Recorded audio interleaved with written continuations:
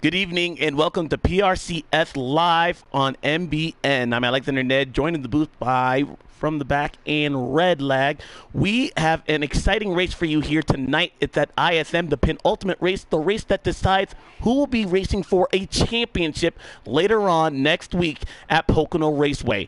We have broken down the points and we have now been able to figure out just exactly who is in contention for that top four and who will be battling on the outside looking in this race. Very important at ISM.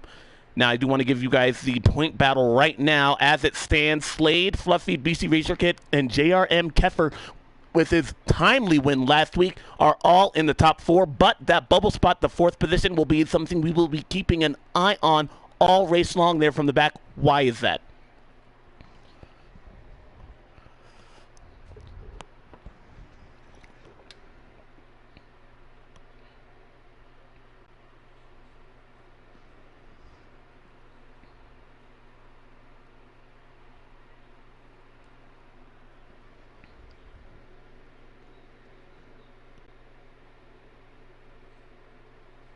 This is a usual race for Phoenix and ISM Raceway, and I say that because in regards to real life, ISM Raceway plays a pivotal role as usually the deciding race in order to challenge for who goes on to the championship later on, usually at Homestead. In this series, it will be at Pocono Raceway.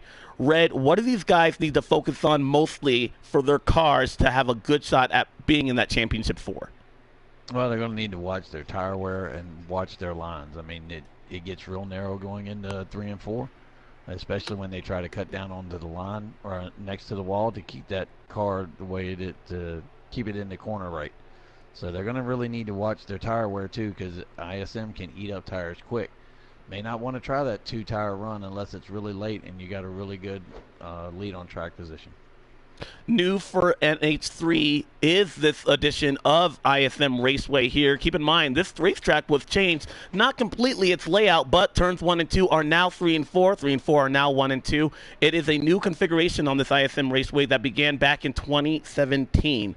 Right now, we have seen some dramatic moments at ISM Raceway, including most notably back in 2014, where Ryan Newman able to muscle his way into that final four, pushing Kyle Larson up the racetrack. When Jeff Gordon crossed the stripe, he was in. By the time Ryan Newman crossed the stripe, Jeff Gordon was out.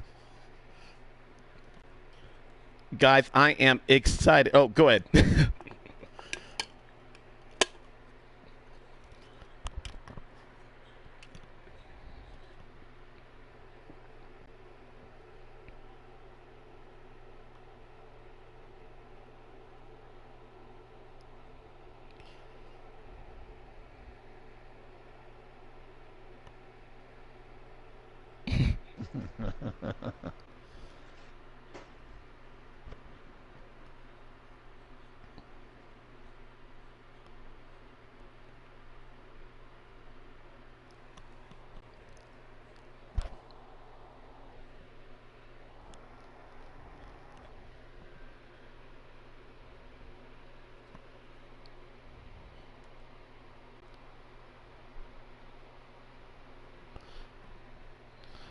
Well, we're getting some confirmation that you might need to check just in case they're not able to hear you right there. But you bring up some good points. We go back to last week, a battle between Voltage and JRM, those guys that are on the bubble transfer, looking on the outside, looking in for that final spot in the championship four. Voltage able to hang on for less than 2 laps. That was able to give the win away. Not away, but to JRM, who fought hard and was able to conserve tires. Will we see that same strategy here today? I would say so. I would say that tire wear is going to be a big issue, and they're going to need to learn to conserve them. We've got our invites, guys. Let Alex take his first. Yeah. All right, guys. We've been able to dissect what we expect to be an exciting race here at ISM Raceway. Joining us here in the desert. Let's give you the starting order for today's race. It is the Ronin Imports 500 at ISM Raceway. On the pole, Rouse Fenway Racing. Fluffy and BC Racer Kid, two guys that are safely within that bubble. Did anything drastic fallout? And keep in mind, something did happen to Celtics fan last week who was in contention there, lagged out. If one of these guys has an issue today with their internet, they could be on the outside looking in. That could bump somebody who's on the outside, such as New World Order, with a chance to get in should we have lag issues going on into this race. That's something we'll be keeping an eye on throughout today. The 19 Bag, who is on that bubble position outside looking in 5th, followed by Slade, your point leader right now. JRM Keffer rounding in the 5th spot. He is last week's defending race winner, followed by the 42. Just 12 cars tonight. The back half of the field will be driven by the 13 and the 18 of New World Order, who will also need somewhat of a miracle to try and get in. The 11 and 9 round out your top 10 starting spots. In the back of the field will be Jay Hyper in the 34 car and 22, a Diesel fan, right with him. Just moments away from accepting the invite and going green here at ISM Raceway for what, again, will be an exciting race here. Let us get trackside, and let's see what we have. You can follow today's race on YouTube by right here watching us on the stream, or you can also, our onboard is driven by JRM Keffer, who put on one heck of a show for you last week. Can he do so again and get 2 in a row? Search Jason Keffer on YouTube, and he will be live right now with our onboard cam, giving us all the information it needs as far as lap count and how he navigates this race, which will be very important for him.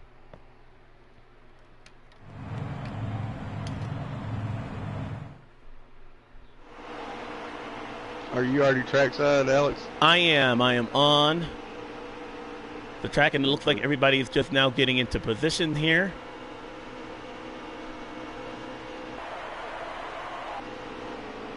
Yeah, this race is going to be an exciting race, as it has been all season.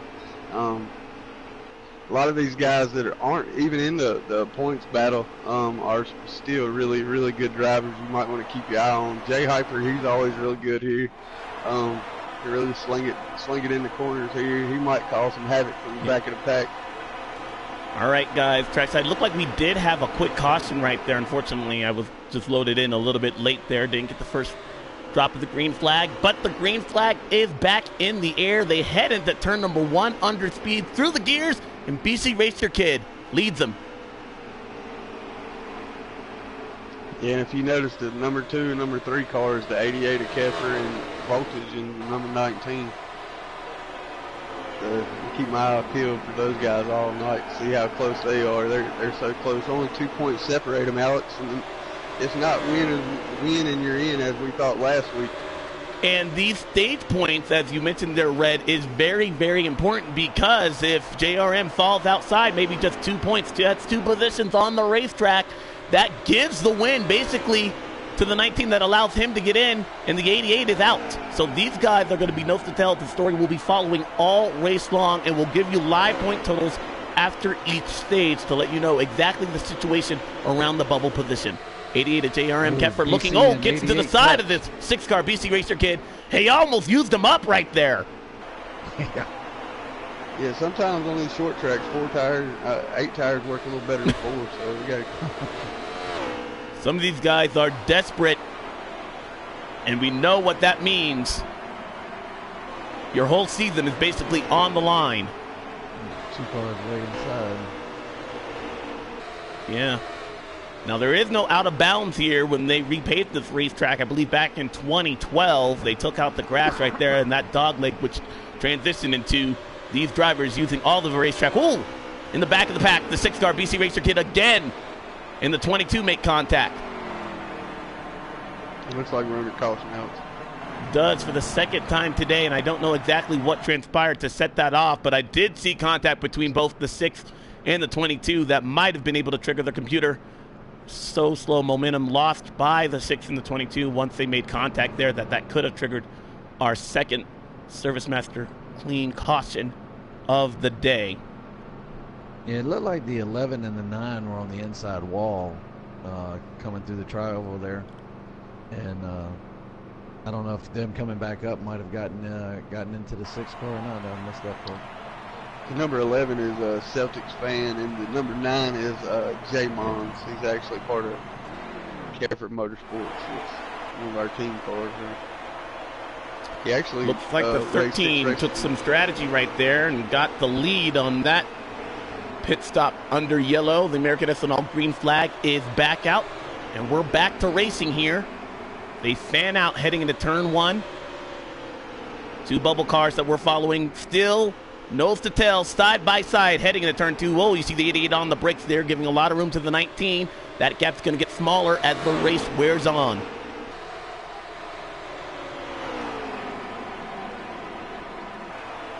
Gallon in that 13 machine. Also, one of those cars on the bubble right there, needing somewhat of a miracle to try and get in, but he is still within contention.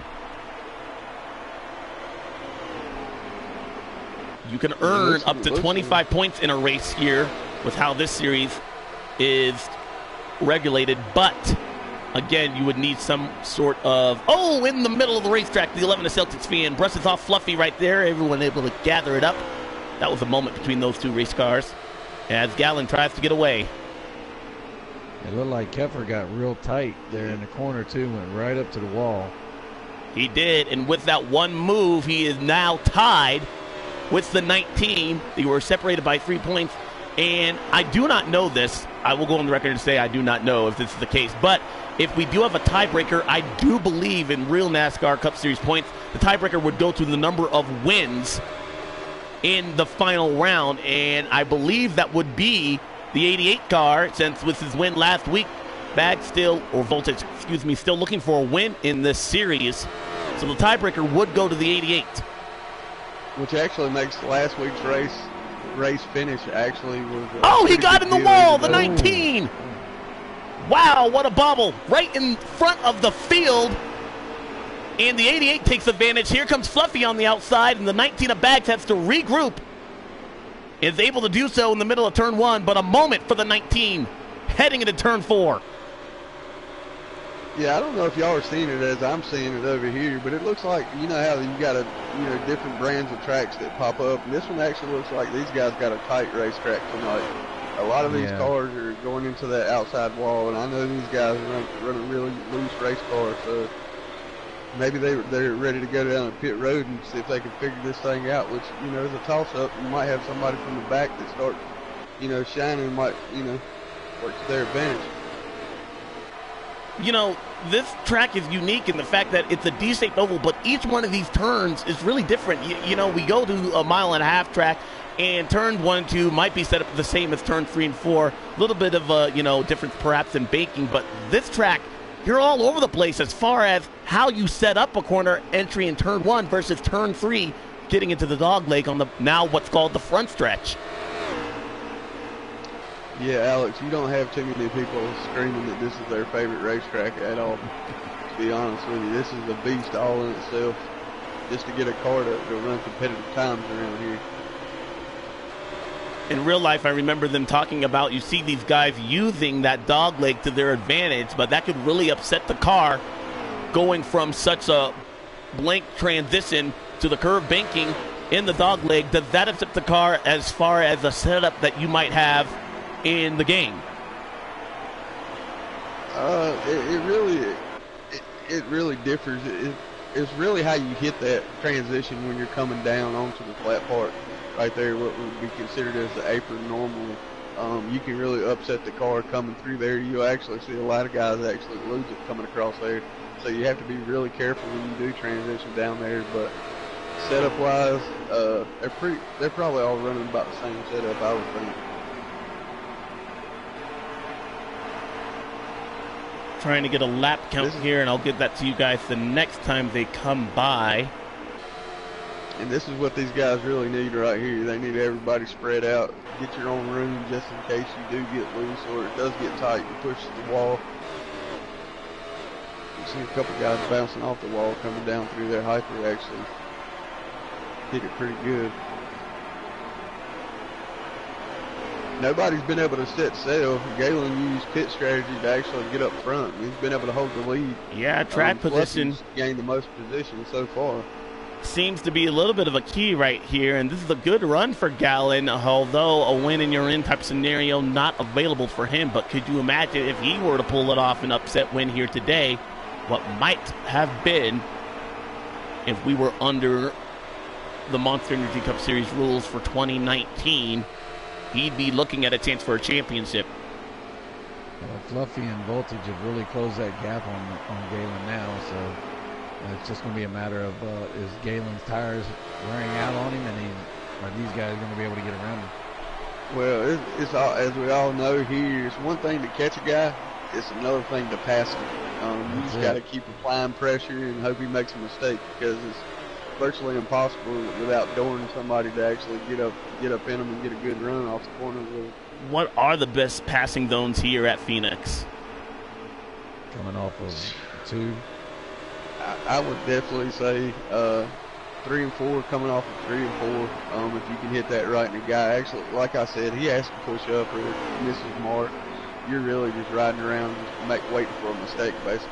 Challenge for the lead right here. You saw the 13 get high up in turn number 4. That'll open the door for the 17 car, Fluffy, to look underneath. He'll take the lead heading into turn 1. Now Voltage setting his sights as the tires look like they are perhaps giving out on that 13 car. He still has quite the net gain on that pit stop there. He was in the back of the pack, able to start up front, and then has now just fallen to second place.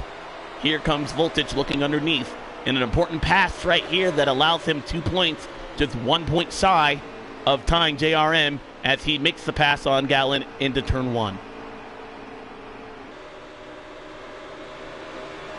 Yeah, these front 4 guys have actually put us a little lead up here to the back to the 5th place car. Keffer's holding on. He's going to keep that car as close to the 19, if not in front of him, as much as possible. I guarantee it. Yeah, I was getting ready to say that Keffer was really hoping that Galen could hold up the 19 a little bit of voltage, keep them side by side so he could close that gap a little bit more and get a little closer to him. Yeah, that's one thing about Keffer, though. He's more conservative with his tires. You'll actually see where a lot of guys fall off that, he'll be able to hang in there. He don't really abuse his race car any. Even though here at ISM, 4 corners of abuse, I promise. Yeah. Coming to 8 to go in the stage, and want to remind you exactly how the point situation works. Each of the top 5 will be awarded stage points in this series, with the person finishing first awarded 5 points and a playoff point, which really will not count here because these guys will obviously only one really championship round in order to get caught up.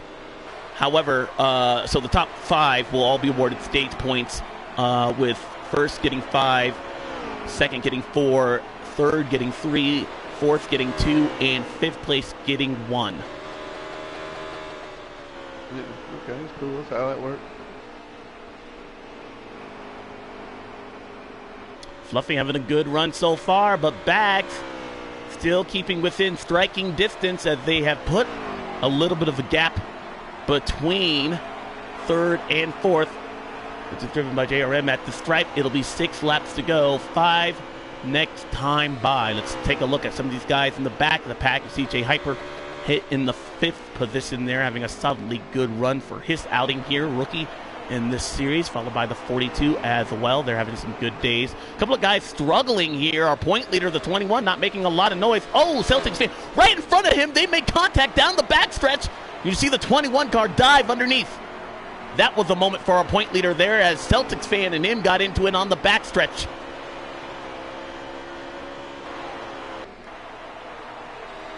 Yeah, Fluffy and Voltage, they're opening up a pretty sizable lead right now. It looks like Galen's actually holding up Keffer a little bit. He's been really patient riding behind him, though. Let's see if these guys, run those 4 Mr. Feelgoods off and see if he can make some ground up on them. He might be in some trouble here. 88 does need that valuable point. You never know how much a point could be if he could get around the 13 right here That would allow himself a little bit more breathing room, as it looks like he's not going to be able to catch the 19. He's taking a look underneath with 3 to go at the stripe. Kepper's making a pass. Galen letting him have it. He'll do so right there. And that's important because that deficit is now just 2 points. He's going to lose some, but if he can keep the 19 within his windshield all day long, he'll have the tiebreaker at least heading into that final stage should they tie at the end of the race. That's with Voltage finishing 1 position ahead of Jason each stage. And yeah, this is like last week at the closing laps in Chicago. We was actually under assumption that a win and you was in, but the points of these two guys, between Keffer and actually Voltage, that was a real important finish for him to actually, even though the win didn't count, for him to actually finish in front of him. It gave him a couple extra point lead coming into tonight. It did, so, and as we mentioned there before, the tiebreaker as well. So these guys tie. I'm pretty sure it goes to whoever wins. Yeah. So that win might be more significant than we thought it was. Fluffy on the backstretch there. Voltage not going to be a factor toward the end of this stage. And Fluffy, who started on the pole, will win stage 1 solidly within the championship 4. Another stage win for the 17 car. Looks like Voltage will get second, Keffer in third, Gallon in fourth, and Jay Hyper rounding off your top 5 who will be awarded stage points here at ISM Raceway. As they run now, JRM Keffer just 2 points ahead of Voltage, who still solidly is looking for a way in to that Final 4 for Pocono next week. Full fuel run will be 38 laps. It looks like stage 2 will be just 37, so they should not need to pit for stage 2. However, a green flag pit stop will be in the midst for stage 3 should we not see the yellow flag. And that's just to note how tight that this, how competitive this series actually is. You've seen Voltage all year, even though we keep saying he doesn't have a win, but he does have a ton of top 5s. He's always up there contending all race long.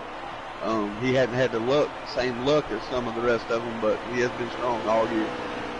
And I compared that as we get the American SNL green flag back out and begin stage 2. Ryan Newman, I call it the famous Newman pass here back in 2014. He had no wins in 2014. Do you know where he finished at Homestead? He finished second. Kevin Harvick won that race, but Newman almost stole, if you will, a championship. All right, we have trouble on the back straightaway. The 34 Jay Hyper. Big hit to the inside wall. New World Order also involved, and the caution flag is out for the 3rd time today. Jay Hyper and New World Order out of shape on the backstretch. Don't know what sent the 34 wide there, but caution quickly out for the first time in stage 2. It looked like they just ran out of room, Alex. And these guys might want to think about it this, up here running in through the pack. They may want to calm down, give each other a little bit more space till everybody fans out. Normally at a track like this, the cream will come to the top anyway, so. Still 115 laps remaining here at ISM, but we click off a lap here at about 22 seconds, I believe. Some of the people in the back of the pack are pitting, including our leader. Yeah, looks like Fluffy did pit right there. 2 people battling for the championship are at the top of the field. The green flag is out. Look at them fan out almost 5 wide heading into the dog leg. And JRM Keffer will lose the position as the 42 gets underneath. Yeah, and the 42 had a strong run last week also. And as the week before, he had a pretty good car. Yeah. That's DW. He's always pretty good. This is a statement race for him, even though he's not in contention. He wants to show these guys they can run up front and win the race just like they can. Had a little bit of a bittersweet end toward the end of that race there. He won both stage 1 and 2 at Homestead, but was not a factor. It looked like the cars just got away from him at the end of that.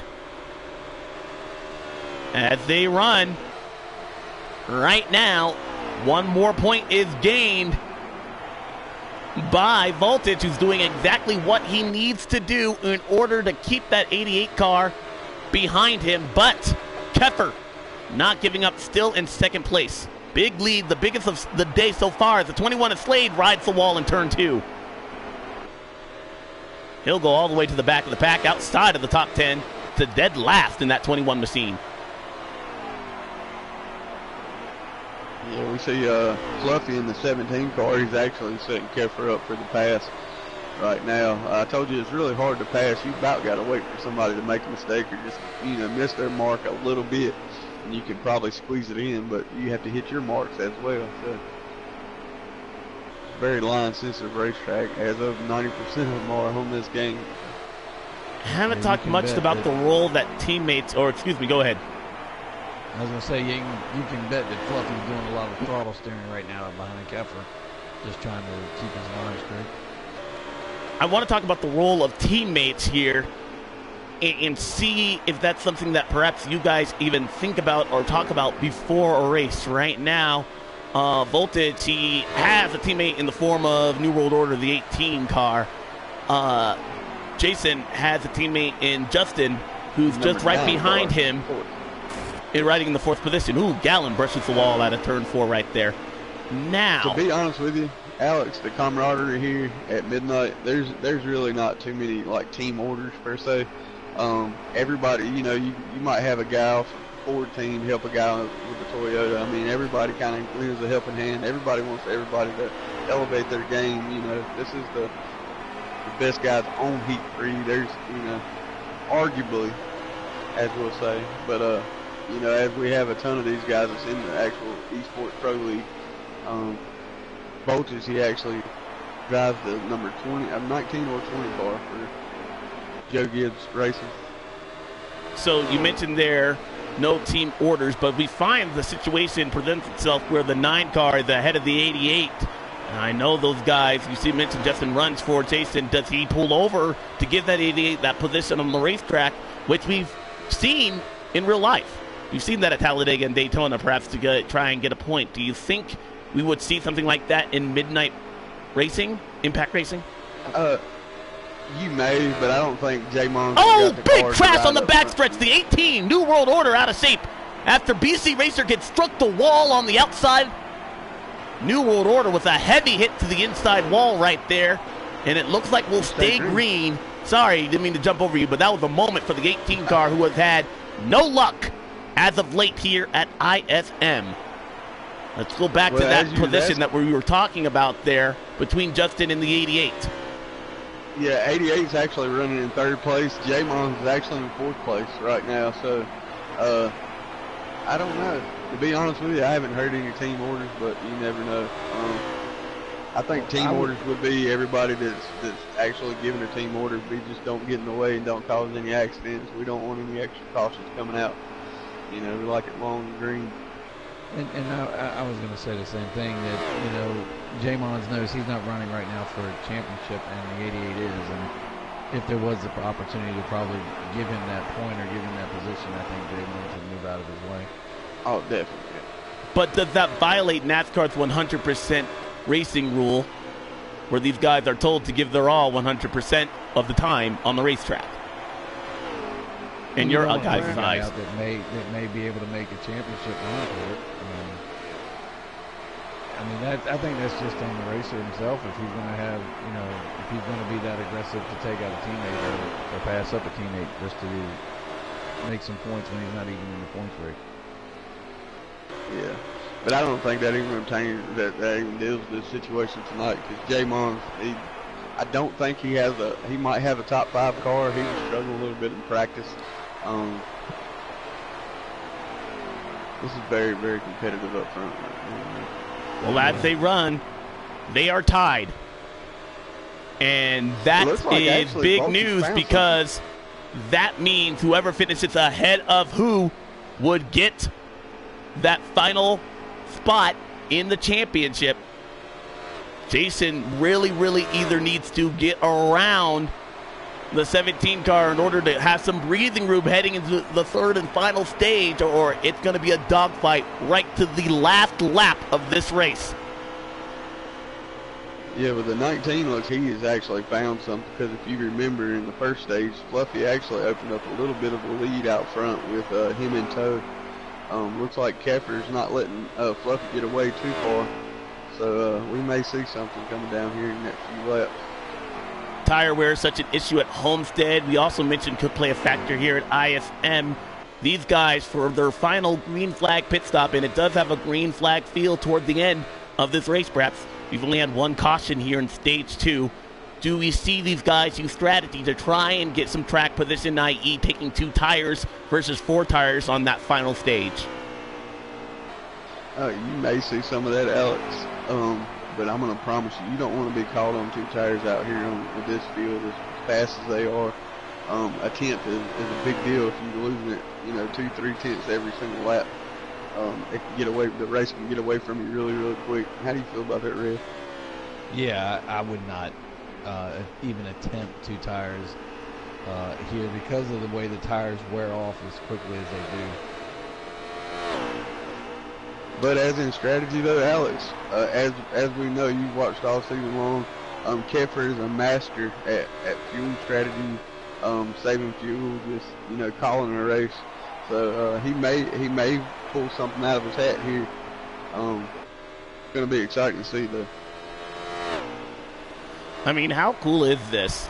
Takes me back to 2011 between Tony Stewart and Carl Edwards, where essentially that was before we had the elimination style format that decided the championship, but they both tied, and the tiebreaker did go to Tony Stewart there, who had a record 5 wins in that final 10 races there.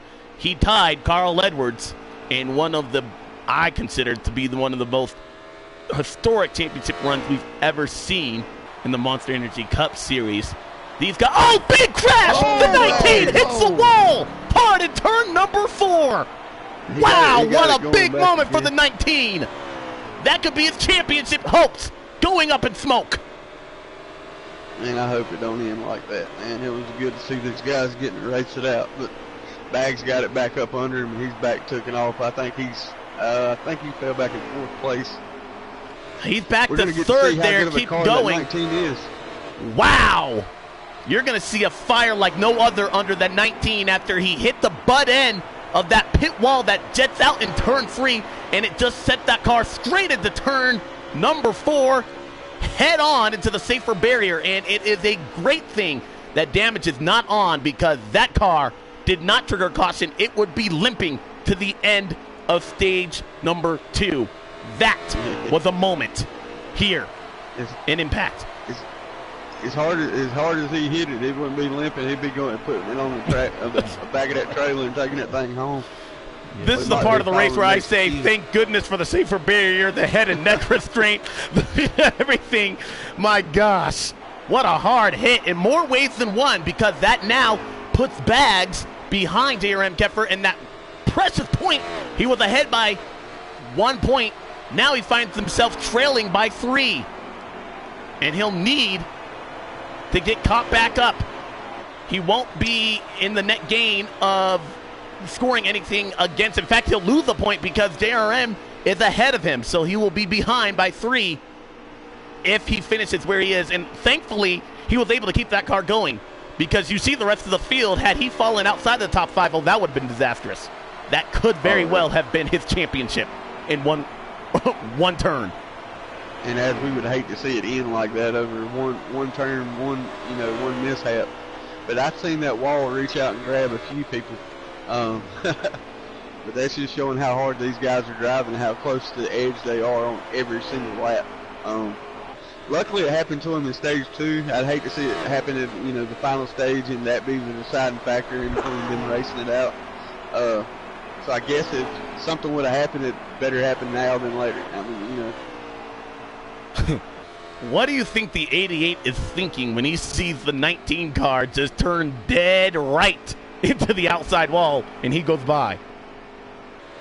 I'm sure he's got that left leg just bouncing over there in that car, in that 88 car. He might put it hit the floorboard and like.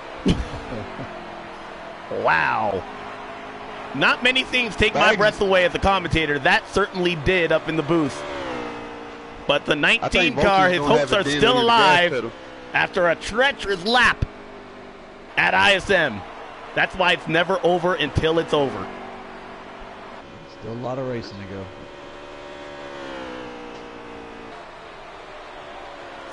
Well, we got Slade working his way from the back of the pack. It looks like he's in the 6th position, coming up on I think that's looks like J-Mons holding the 5th place, or no, it's DW actually in the 42 car, having a pretty good run tonight. 5 laps to go. And you're right, the 21 car has made up some great time. Look at this gaggle of cars. This is a battle for, I believe, 7th. 6-car BC Racer Kid, some of our top contenders all day long. Not having the worst of days, but kind of ho-humming along there mid-pack. You already mentioned the 21 Slade BC Racer Kid, who started on the outside pole, now running the 8th position. That's Diesel, who started dead last here today, having a net gain. And the New World Order has been able to rebound after finding the inside wall also. That did not trigger a caution earlier in this stage. Justin Mons in that 9 machine was running up in the top 4, but looks like the handling has certainly gone away on that race car, and Jay Hyper rounding out your top, the last position here at ISM. Yeah, you think Baggs has calmed down a little bit after that accident? You think he's driving as hard as he can? Well, he's under pressure right now from the 13, and he needs not to lose this position right here, because that's another point, another position on the racetrack that he would have to gain on Jason heading into the final stage. 2 to go, actually, this time by. If it all plays out right, everybody takes the same amount of tires or whatnot, if Galen passes him, he's gonna be starting on the outside behind Keffer. If he holds his position, he'll be starting in the 3rd spot on the inside, which is a very good starting spot. This is an important looks like battle. Galen's gonna take it. He's trying to have one lap, and the preferred groove goes to the 13, heading into turn number 1. Jason now solidly 2nd place. Fluffy looks like he'll win stage 2 again, but Gallon trying to put the 19 in an uncomfortable position after what looks to be the 19th race.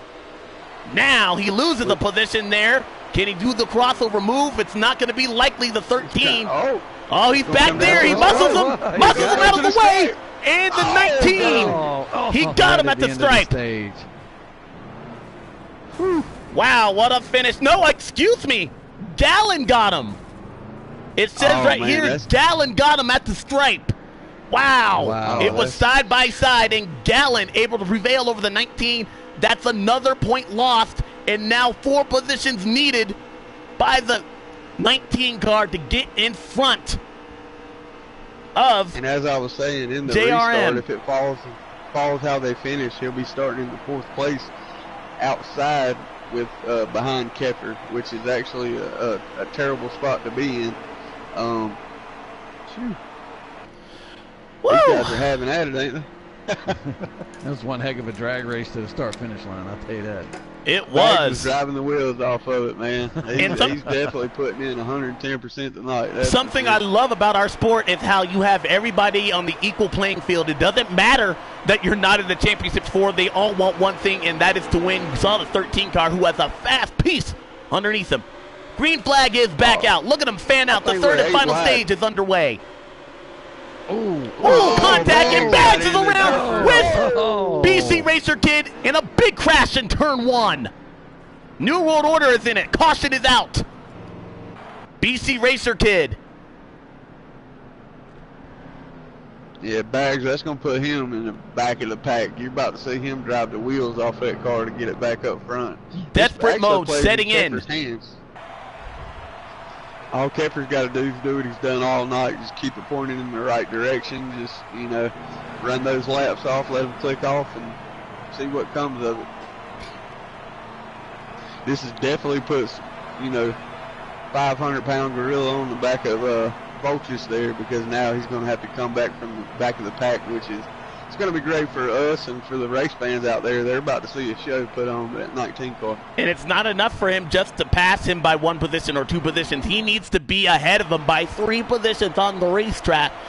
A mistake on the 88 car part, but you see, actually, the 88 took that chance to put tires, and we see the 19 car actually restart in front of him. So now Jason is in traffic And as they run, he's on the outside looking in. Green flag, back out. And stage 3 is underway. DWH leads them into turn 2. Yeah, DW had a strong car in the stage 1, beginning of stage 2, so he may be able to hold these guys off. Galen might have made a few adjustments there to get that thing fired back up front.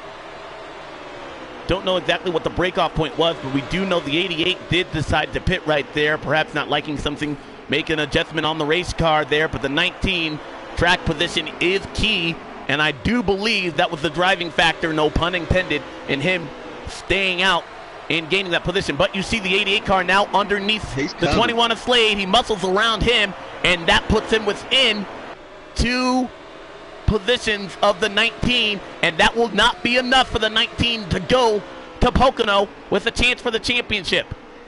As he's riding on the inside of Galen right there in the 13 car, he's trying to take P2 from him. So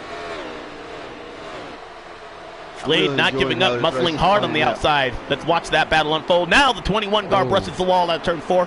That will relinquish that battle in favor of the 88. Yeah, we're going to see one of our rookies here in the 34 car, Jay Hyper. Actually, I believe this is his 3rd race getting moved up to the Cup Series. He's really fast here in Xfinity and trucks. We're going to see if he's going to hold Keffer up, or maybe he'll let him, he might not race him as hard. DWH having a great run. Couple of bow ties lead this field before the first Toyota emblem on the 19 of bags. The first blue oval, that is Jay Hyper, the rookie, in 4th position. Jason now settling inside the top 5. The one that got away, you have to go wonder what goes through the mind of the 42 car after seeing Homestead slip after being so dominant in the early portion of that race.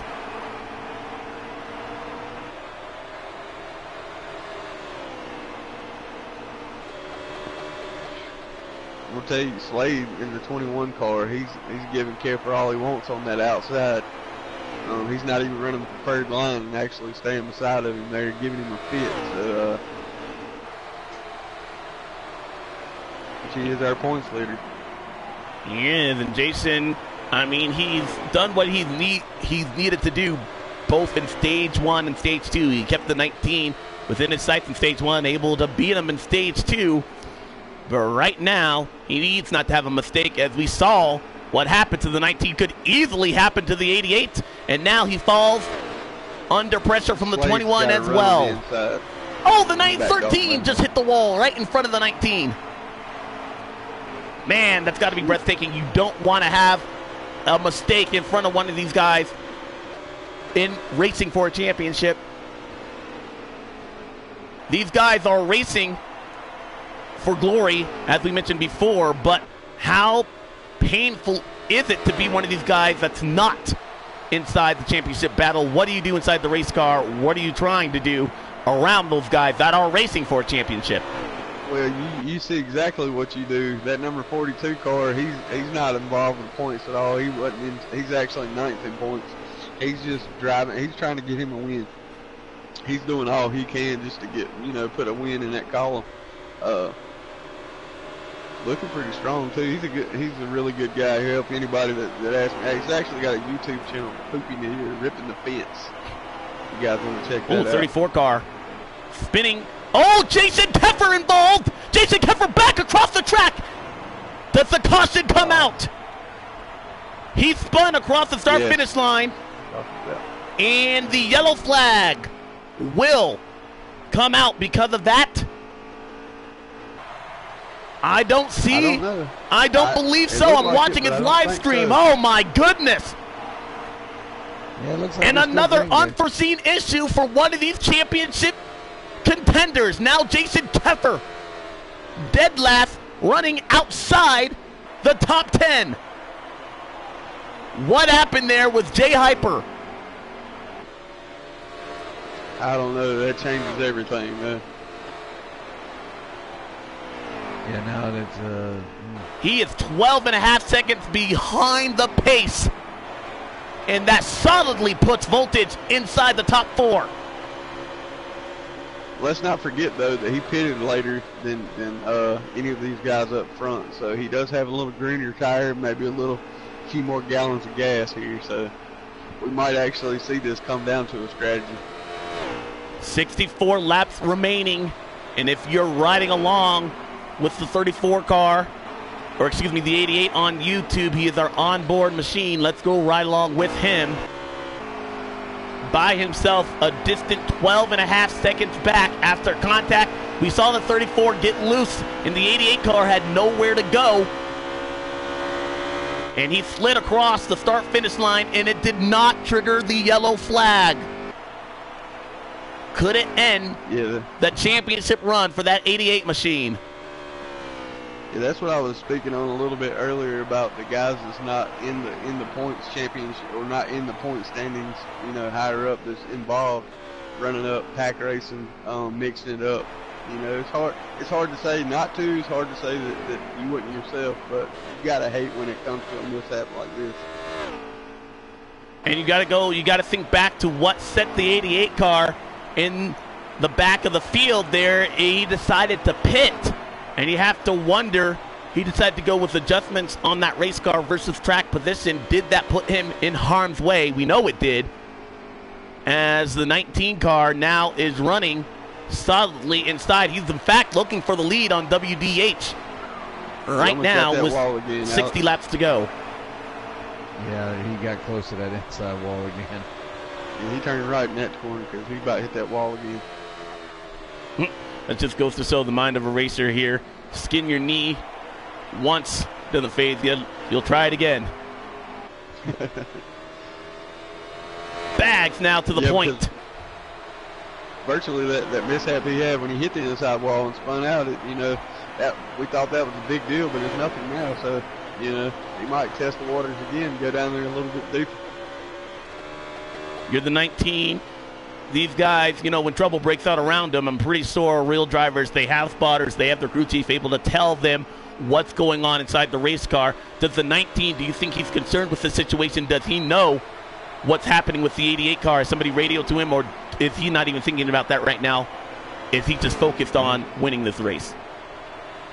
I'm pretty sure he knows that Keffer's not having a good run right now and that he's as far back as he is. And he may be able to relax and just run his line a little bit better and you know, not worry about it so much now.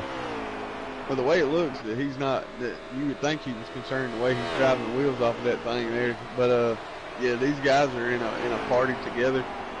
They may be in a party together. But yeah, they drive hard from the drop of the green flag to the checker. No matter what the points or anything, these guys are super competitive. I'm riding along with the 88 car all by himself, and I don't have good news. He's fallen now 13.2 seconds behind the leader, who is Voltage in that 19 machine. He's got to have somewhat of a miracle to get caught back up. And I don't even know if pit strategy could help that 88 machine with how these guys are going as far as the fuel run. We do know that they can make it on about 37 laps of fuel. These guys are still outside that window, but does the 88 car, does he short pit? Do you think that would help minimize the bleeding settling in? Being that he was the last guy to pit, for me, that's what got him in the back of that mishap in the first place. He may be falling off the pace a little bit. Maybe he's trying to save a little bit more fuel. He's definitely probably running 15 different things in his mind right now. You know, thinking on the fly like this, you know, part of the game, really. Well, the 19 has set sail. If you're just now joining us, let's go through a recap here for you. Stage 1, it was the 17 and the 6 car on the pole there.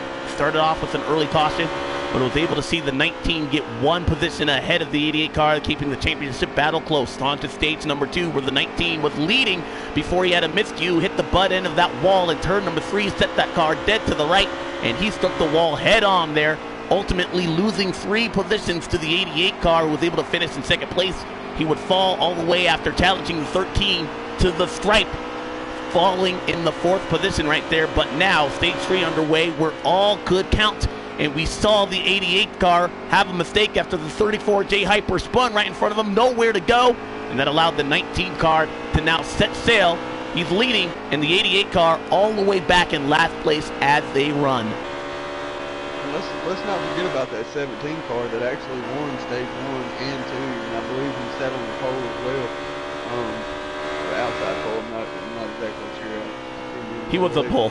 He was on pole. Okay, he was on pole. So he's pretty much had the dominant car all night. And as you see him coming in second place, he's going to run down bags. So it's going to get interesting. Still a lot of race left there. A lot of things can happen. As you've seen, that 10-lap span, everything changes. Red, we had talked about tire strategy and pit window here. They're just about 12 laps shy of making it. Do you stay out and run it dry, or are you the first one on the pit road? For me, I would be the first one on the pit road and get the 4 tires and just enough fuel to make it to the end. But I'm pretty sure Keffer or even Voltage, somebody might take the gamble on 2 tires just to keep their track position. Pit road speed is 45 miles per hour here. You do not need a pit road speeding penalty. This is a unique pit way on ISM Raceway in the fact that it connects almost 3/4 of the entire racetrack. You entering into turn 1, and you don't exit until after turn 4. It is a very long pit road. It will be even longer if you add 15 seconds because you're caught speeding.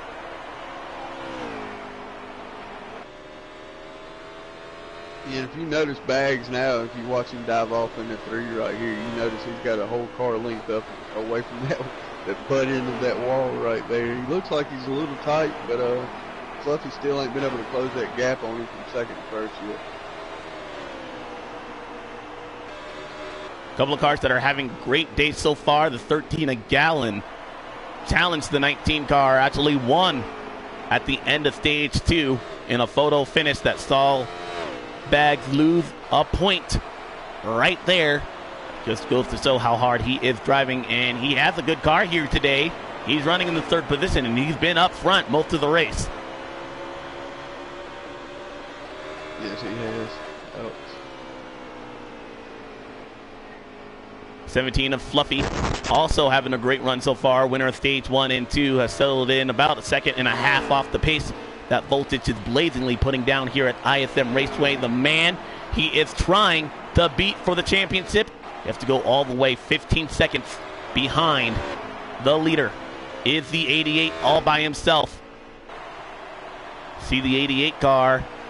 He is at the stripe, about to be right now. Meanwhile, Voltage, middle of the backstretch. And he's continuously losing time. The handling on that 88 car perhaps not going in. You see him pop the wall heading into turn 1 right there. I cannot imagine that car is happy. Can't imagine that driver is happy behind the wheel. Yeah, that's kind of got to take the air out of you. Tight battle like this right here. Sometimes you just got to calm yourself down, realize it ain't over yet. And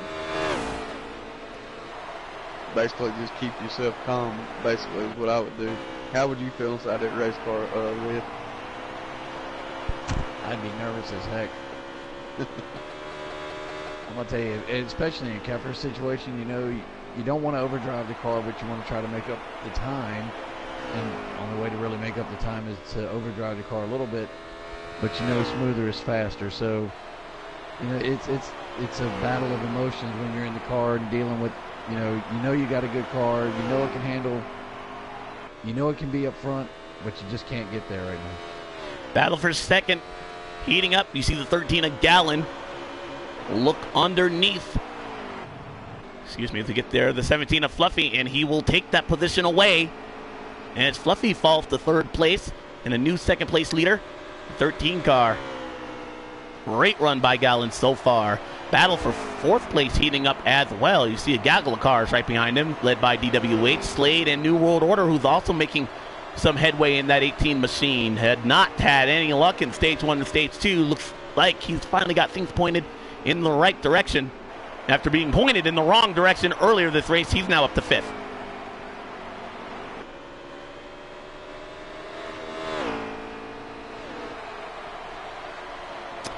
I don't know if these guys.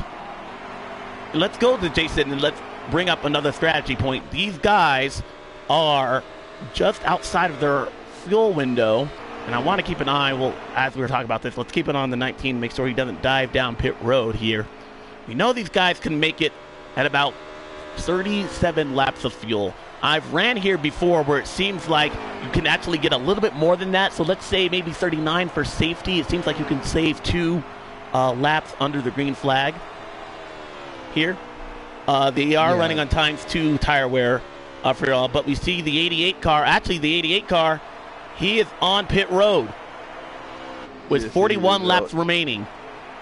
He is the first car onto pit road right now. You see him. He was able to get there. Hopefully not speed, but he'll be the first one to take advantage of perhaps new tires.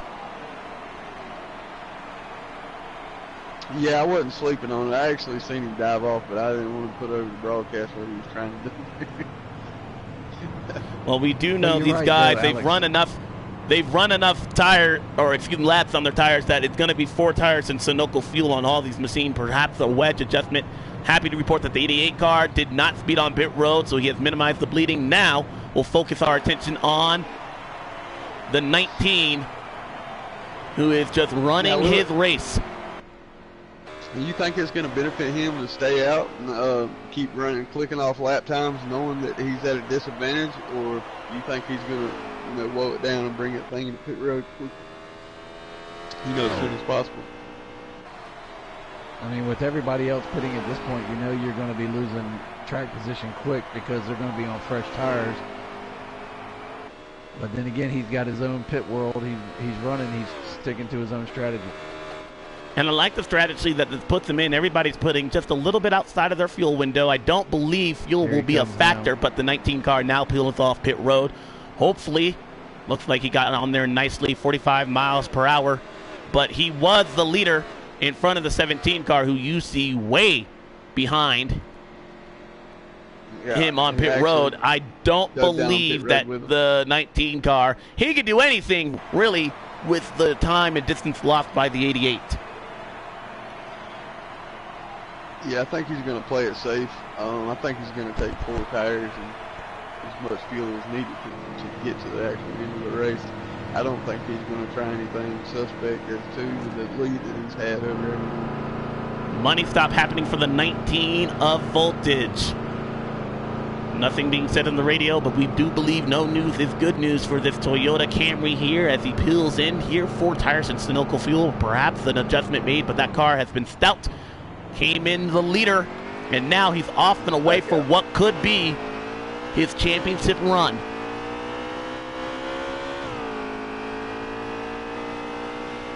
He is well by himself.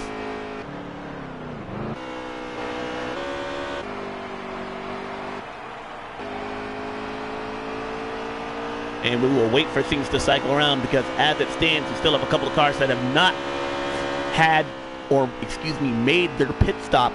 So we don't know exactly how scoring will relate as far as where the 88 car, who did pit before the 19, if he was able to make up any time. But guys, I don't want to try and sugarcoat it. Things are not looking good for the 88 car. He really needs a caution flag to get caught back up.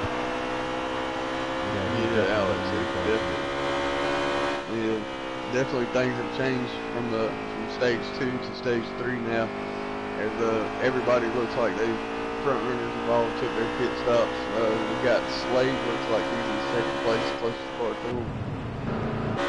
Bags has pretty much got this thing sewed up.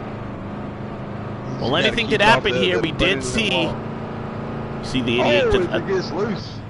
Yeah, Bags just about lost it coming around there. Shoot. He did. Now, if your Bags in this position, would you kind of like taper it back a little bit, knowing that you got such a sizable lead and a hot rod up under you, maybe give up some of that lead just to play it a little cautious, or would you just go full bore and just see what you can make out of it? I mean, myself, I would, right now with as much lead as he has, I would probably, kind of go into a fuel conservation mode, just in case there is an overtime. Maybe he only took enough to get him to the end. Maybe he can. It sounds like he's coming off throttle a little bit more in the corners, so maybe he is trying to save a little fuel. We do have a battle for the lead right here. Oh, man. 34, excuse me, not battle for the lead, but a battle heating up for I don't know exactly what place this is, but look at this gaggle of cars out of turn two, almost 3 wide. CJ Hyper and Diesel trading a little paint right there, and the 13 a gallon, who was solidly within that lead pack, right sandwiched between Bags and Fluffy right there, must have had some sort of mistake in order to fall back, or new tires is that much of an advantage. The 13 car finds himself in a hornet's nest filled by guys we haven't talked much about. 22 a Diesel and 34 Jay Hyper right in front of him. Jamon's got awful close to that inside wall there. I thought he was going to tag it. If a caution comes out, this could be the saving grace needed by the 88. So we'll keep an eye on this gaggle of cars because things are not looking too pretty on this end of the racetrack.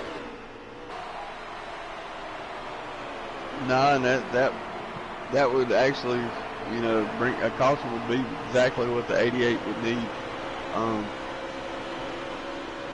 But as a driver, and Red and Alex, you actually running races like these as well.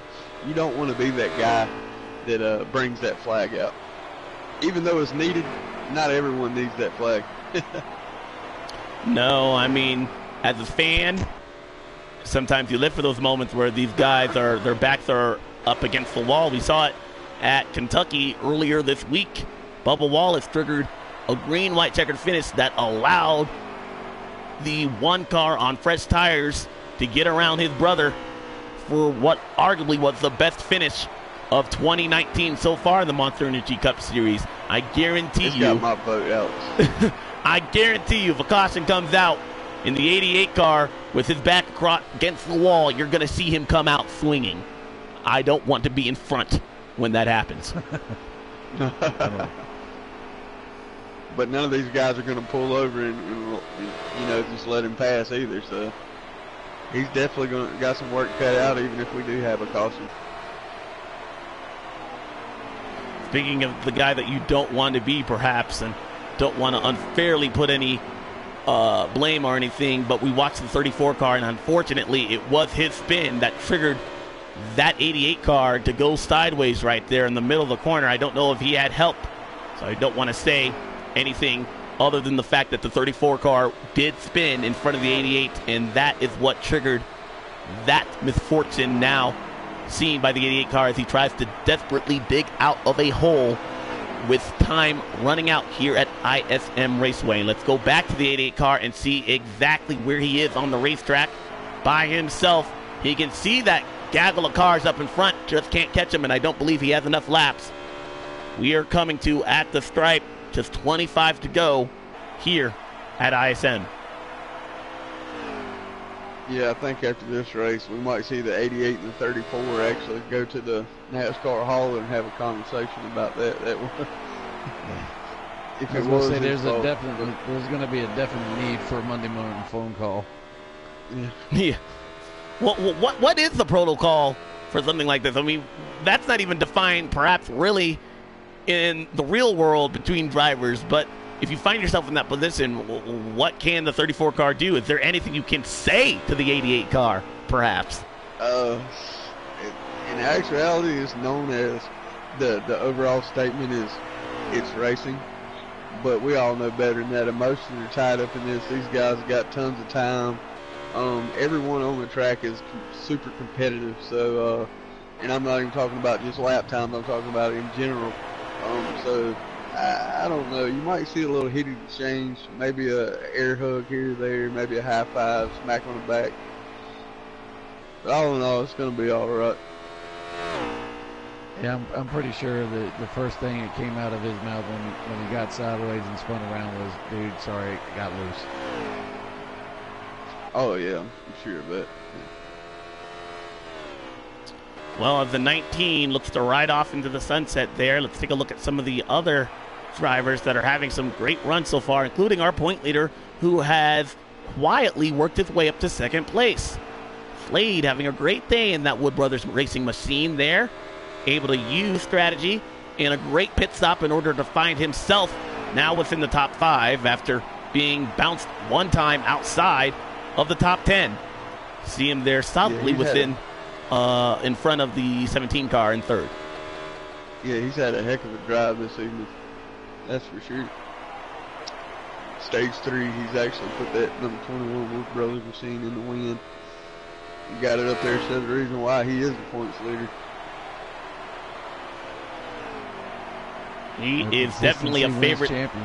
He's a favorite to win the championship there, and also one of these eSport drivers that we've been following all race long in NASCAR Heat 3, having a great run here today. And it shows why those guys at 707 or 704 games thought he deserved that position in the 21 car. Slade having a great run here at ISM. Yeah, he actually was the #1 draft overall, and being a 17-year-old, that was a pretty big feat in itself. Other eSports drivers include the 19 and the 88 car, who are solidly racing for that bubble position. The 19 car looking for its first win of the season. Wow, what dramatic fashion it would come here at ISM when you absolutely positively need to win against your competitors. What an exclamation point it would be. Our pole sitter and the winner of stage 1 and 2, Fluffy, he actually drives for Ralph Fenway in the number 17 car as well for eSports. And 22, which is Diesel, yeah. He's Pennzoil 22, I think, in eSports. We're in the Pro League, excuse me. Just 17 laps to go. 16 right now at the stripe. And things are looking good for that 19 machine.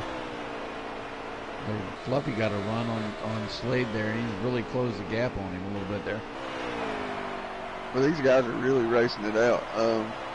Keffer really does need a caution. That's the only thing that's going to save him this evening. And racing his way back up through there, I don't think is possible. We all know it's pretty much done there. He desperately needs a caution. We'll see if... Well, there's that, and the fact that he also, not only does he need time for the caution to happen, but he needs time to make his way up to the front.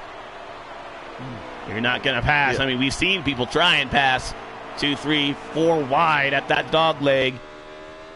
Oh, the 19 car loose off the corner here, still driving it, but time is just running out for the 88 car. Put into a position not of his doing. Battle for second. Fluffy looking underneath the 21. And you got to give it to Voltage also, making that mistake, being ultra aggressive earlier, hitting the inside wall, and actually at that point we thought his race was over. But he's actually put it out front, and he's actually not even laying back on lap times. He's driving the wheels off of it. So anything still could happen, guys. Gonna put on my Larry. And a 6 car doing each other a fit. Gonna put on my Larry Mack voice here and look at the patterns and trends, not of the last 10 races in the Monster Energy Cup Series, but the last couple of races here on PRCS.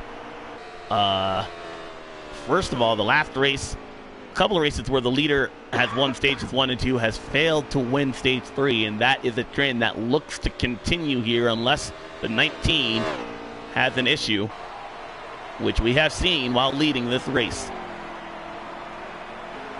Also, caution flags, usually non-existent after a long green flag run in this series. These guys are pretty much spread out. You see a little bit of a battle between 13 and 34 right there. Oh, he almost gets doored and almost an outside wall. That might be the best thing Hyper could do, is bring out another car. That might save him from the hauler talk. I don't think the 88 car would be complaining then, but we'll see. No, I don't think at all.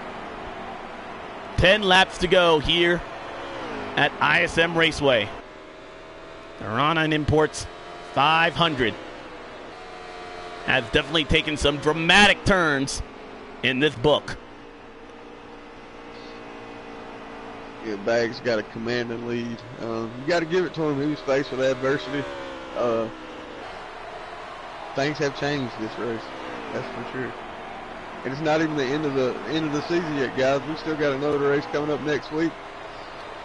We're going to see who can make noise in that top 4. As you know, it's going to be down to elimination. This is an elimination race. We're only going to have 4 coming out of here with championship hopes. Baggs has not won a race all year, so this is a definite statement race for him. Other people that will be joining him if he's able to pull off this win would be Slade in the 21, Fluffy in that 17 car, BC Racer Kid in the 6. Looks like Roush Fenway Racing will have 2 entries for the championship. Wood Brother Racing and 1 lone bow tie. BC Racer actually right now held by the 88 car really would strong. be out. It would be 3 Fords and 1 Toyota to battle it out at Pocono. He actually won the first race of the year. I believe he might have won the first 2 races of the year. I'm not sure. Don't quote me on that.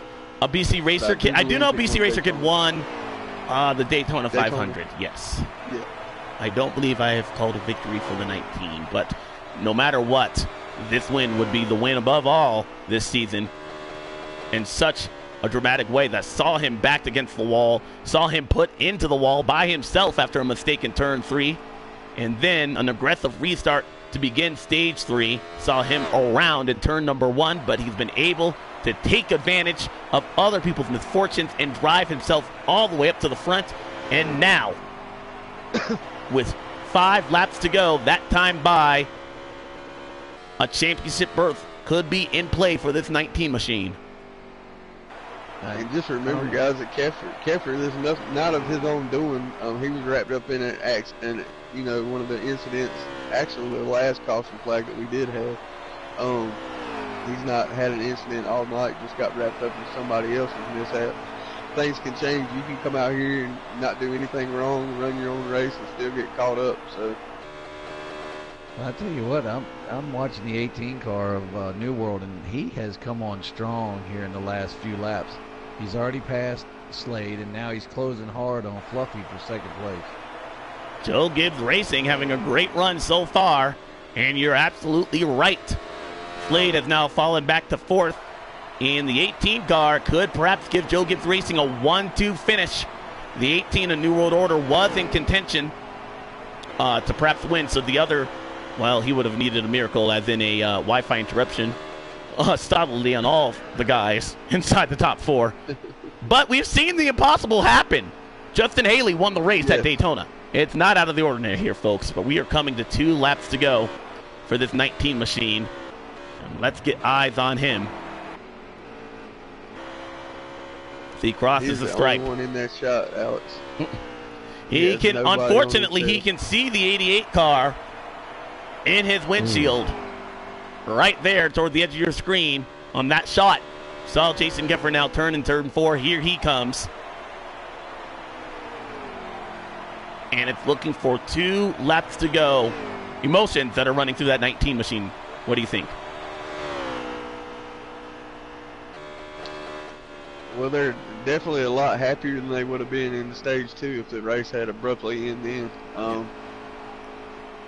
He had to race his way in, guys. You got to give it to him. He started this afternoon 2-3 points down. Last lap right here. Sitting on the bubble. Oh, whoa. Here it is. Got sideways.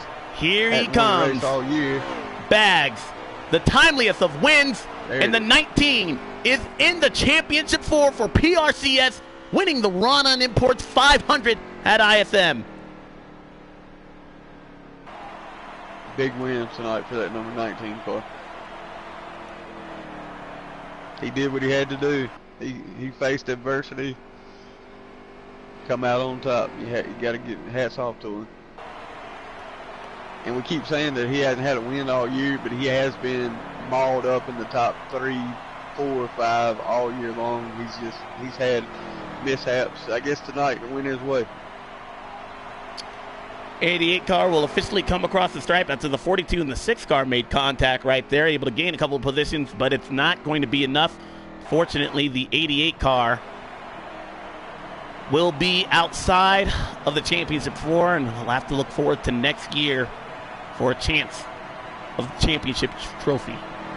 You feel for the 88, but jubilation for the 19 as he is going to be in contention at Pocono Raceway. You'll be able to catch all the action right here at the Midnight Broadcasting Network this time next week.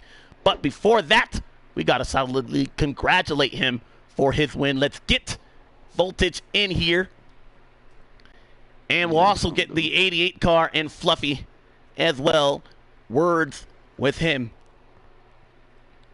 Dramatic win, a dramatic race here at ISM Raceway. Oh, I'm trying to find him, man.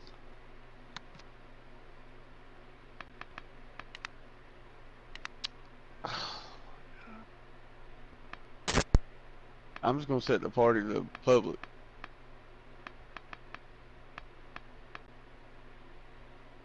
I can't find Voltage on my list.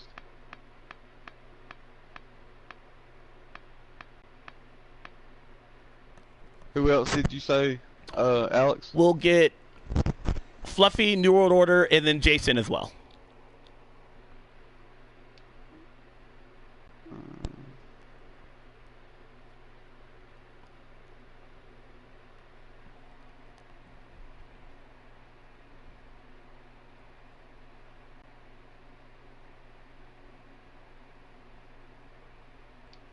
Yeah, I don't have Voltage on my list, but I did make the party setting to Hopefully, public, I don't know. so. Let's see if I have him. I don't know if I do. Hopefully, I do.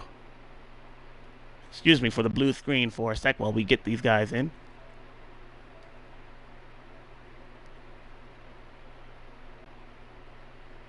We do have Jason, who's been able to invite. Jason, I don't know if you could perhaps invite Voltage and Fluffy to the party. I don't know if I have them, and I don't want to get on blue screen for too long. Yeah.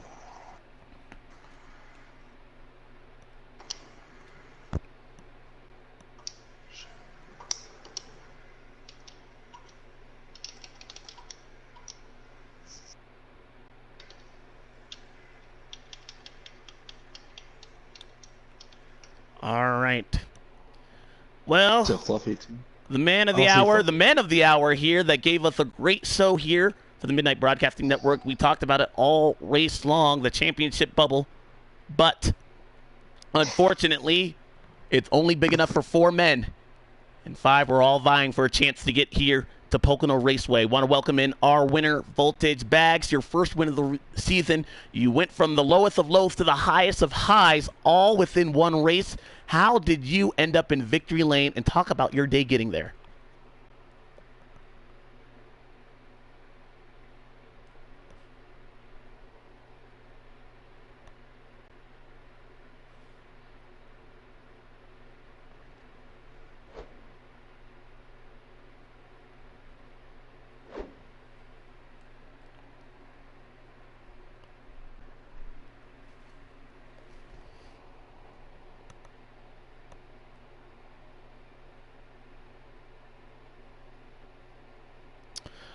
We did see that moment where you did look like you hit the butt end of that pit entrance wall heading into turn 3 to set that car dead on into the right. We were talking about how, thank goodness, damage is not on in this game because you would have been going back on a rollback. But you were able to come through on adversity there. Did you know about the trouble in the point standings heading around that final stage? And what was going through your mind toward the end of that race?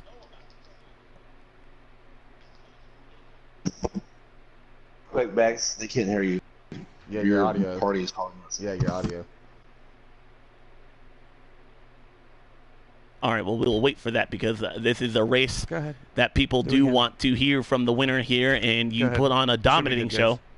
Let's see if we can get you back on again. Sorry for those audio issues, but Bags, your winner here, scoring the most timeliest of wins, able to race his way in for a championship. Bags, again, you had some adversity you had to battle through, but this car looked like it was on rails. Yeah, man, I had a good car all night. Definitely think I was top 3. Like I said, feel for the 88, man. He should have been up there at the end for sure. He had a good piece tonight. And I think the 17 was up there in the 13, and it was pretty much us most of the night. Made a few mistakes early, one away, and then stage 2, fought back to get 4th place. But yeah, man, happy to bring it home. Finally put it in victory lane. I think it's the first time all season. Momentum on your side. What do you take away from this week, and how does that prepare you for next week with the matter at hand? Yeah, man, just hopefully keep the ball rolling. It's a clean slate next week. Whoever finishes ahead, and that's going to be the champ. So, yeah, man, just going to get the Pocono set up, hopefully bring home champ. All right there. Thank you so much. That was Bags, your winner for the Ronin Imports 500 at ISM Raceway. Unfortunately, things did not go as planned for the 88 car. I want to bring in my good friend and Jason Keffer, the driver of that machine. Jason, stage 1 and stage 2, great runs there so far, but what happened in stage 3 that put your car in the wall? I don't know, man. We were just running there. I probably shouldn't have pit, but everybody else was, and I thought I would just make sure we stayed on the same tire schedule. But I pit, got behind a couple cars, and then just wasn't trying to push it, but I was definitely faster than the 34 and a couple other cars that were up there. And I don't know, he went in the corner, he pretty much came to a dead stop. Got into the back of him a little bit, checked up, and then, I tried to save it, and instead of him, giving me room to save it, he just kept on driving through me and turned me completely around, and caution never came out, and that was the end of the race for me. So that's all there is to it. Do you believe it was a mistake on the 34 car's part? He didn't do it on purpose. I mean, it was a mistake, but it was one that never should have happened. I mean, that he's not even in the points race in any way, shape, or form. And he's up there, like earlier in the race, he took it 3 wide while Bags and I were racing each other. He dove down the bottom and took us 3 wide. Then he made a mistake and took the 13 out and brought out a caution. I mean, it was just, I should be able to race hard if you're not running for points. But at the same time, like, you gotta understand what's going on around you, And, it just wasn't a time to do that, and it cost me, So it is what it is. Should have just scored more points earlier in the season, I guess. All right. Well, we do appreciate you, one, taking the time to talk to us. It is emotions running high and your season coming to an end like that. You had a great run. What will you take away from this year as you look forward to next? Tell you what I'm taking away, man. I've always prided myself on trying to drive people with respect. Like, I really try not to run people over, not to hit people. Guys run over me all season. And then as soon as you get into somebody, because somebody wanted to say a minute ago that, I got into them, which I didn't. But even if I did, it would be the first time in 10 races that it's happened. So I'm just going to start driving like these guys, man. There's no more letting off the brake or gas and giving it a break and give room. Just drive it in there, because they're going to drive it on you, driving on them. So we get to the next season, just look for a different style of driving to come their way. All right. Those are very outspoken, a little bit of frustration coming out of the 88 car, who saw his championship's hopes dashed in a late race incident at ISM Raceway. Thank you so much, Jason, for talking to us. Let's go to our second place finisher, Fluffy. And Fluffy, you won stage 1, stage 2. What did you need in order to catch that 19 car in order for a chance for the championship, or in order for a chance for another win, excuse me? Well, we just didn't have a long run car. Our car was, mid-range. Solid car tonight. And, Bags, of course, he had a really good car there, and both Bags and New World and Jason, those guys, they definitely have the cars there. We couldn't really hang with them on the long run, and the momentum we got from this week here at ISM, we get the same momentum going into next week for Pocono. You are with your teammate, BC Racer Kid, and 3 Blue Ovals are going to be vying for that championship at Pocono Raceway. What do you think sets this team apart from the others? Just consistency. I mean, we try to be consistent all year. Try to, stay out of trouble, and try to just get every spot that we can, and be up there for the win, or even more, top 3, top 5 every week. Just consistency, and we're going to take that consistency and hopefully win a championship next week. All right. Well, we look forward to seeing what this 17 car has under the hood next week at Pocono. He's been a factor every race we've been to so far. We'll see if he can do it again for one last time. Thank you so much there, Fluffy. Want to join in finally, last but certainly not least, Slade, who's been able to make something out of nothing all season long. Slade, you look like you struggled early in this race. You now come out with a 4th place finish, and you have a chance for the championship next week. Talk about your day at ISM.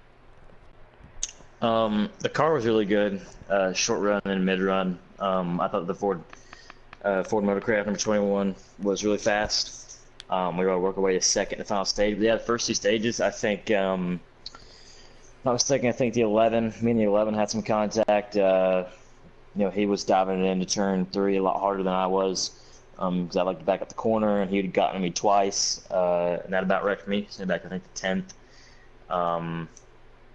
And we just kind of trapped back there all day until we were able to work our way. I think we restarted 8th, stage 3, and worked our way back to 6th for pit stops, and then way pit stops flew. We got to 2nd and finished 5th because we short pit. But yeah, we're so excited to be able to go at a championship. I think we've had the points lead technically. We technically lost it tonight going in, but we've had the points lead since, I want to say, around mid-season. So it's been a real good season for us. Fortunate events, I was actually right behind when the 88 and 34 made contact. Fortunate events there. But yeah, it was. I thought it was.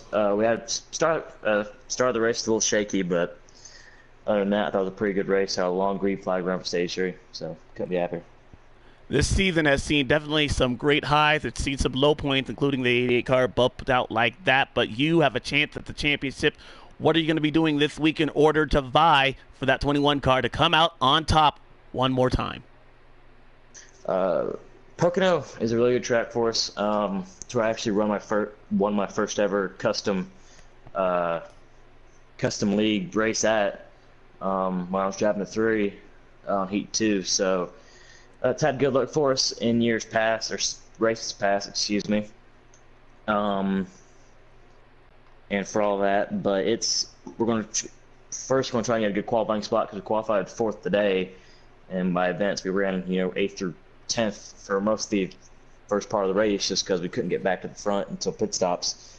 So make sure we have a good qualifying setup, make sure we can stay up front. It's going to be key. With the 4 guys who made it, all 4 of them, all other 3 drivers are really fast, really competitive. So it's going to be coming out with a championship. It's going to be how do I say this? I'd say well earned, just because these guys, the other 3 drivers, are very good, very fast, clean drivers. So we'll hopefully come out on top. It's 3 Fords and a Toyota.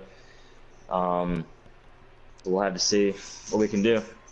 All right, there. That Slade, confident in his race team, has the stats to back it up. And this 21 car did visit victory lane in the Monster Energy Cup Series with Ryan Blaney behind the wheel back in 2017. Can Slade do it again and get a championship in the process?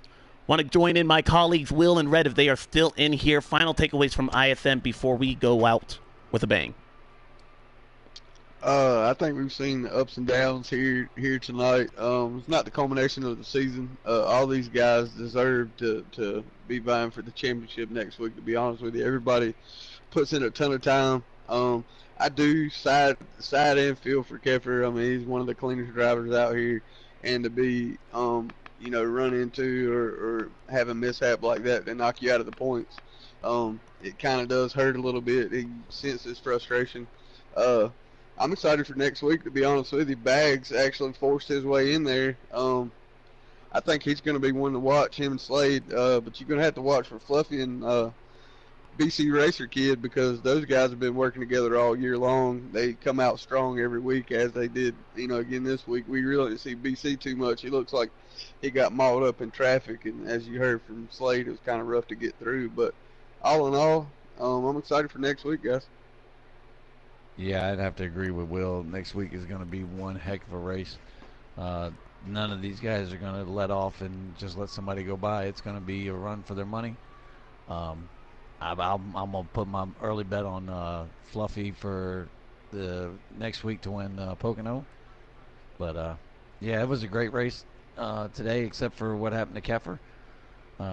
That's unfortunate, and no one wants to see that happen. And we can understand, his take on what happened and the way he feels. But yeah, other than that, I'm ready for next week. All right, guys. What should be an exciting run to the championship here.